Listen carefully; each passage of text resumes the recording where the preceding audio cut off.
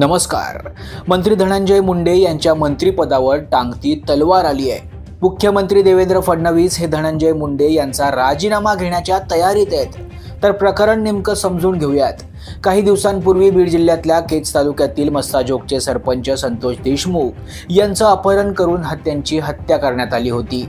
या घटनेनं संपूर्ण महाराष्ट्रात खळबळ उडाली. त्यानंतर आता वातावरण चांगलंच तापलंय. आरोप प्रत्यारोपाला सुरुवात झाली आहे. या प्रकरणात धनंजय मुंडे यांचे निकटवर्तीय मानले जाणारे वाल्मिक कराड यांचा हात असल्याचं बोललं जातंय. वाल्मिक कराड हे सध्या फरार आहेत.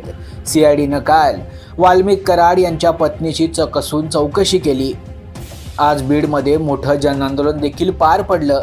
जोपर्यंत संतोष देशमुख यांच्या हत्या प्रकरणाचा निकाल लागत नाही तोपर्यंत धनंजय मुंडे यांनी राजीनामा द्यावा अशी मागणी आंदोलकांनी तसंच सत्ताधारी आमदारांनी देखील लावून धरली आहे.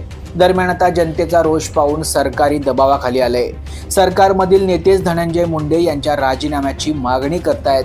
चौकशी निष्पक्ष होण्यासाठी धनंजय मुंडे यांना मंत्रिपदावरून काढून टाका असा आग्रह सत्ताधारी आमदारांनी आणि नेत्यांनी मुख्यमंत्री फडणवीस यांच्याकडेच लावून धरलाय.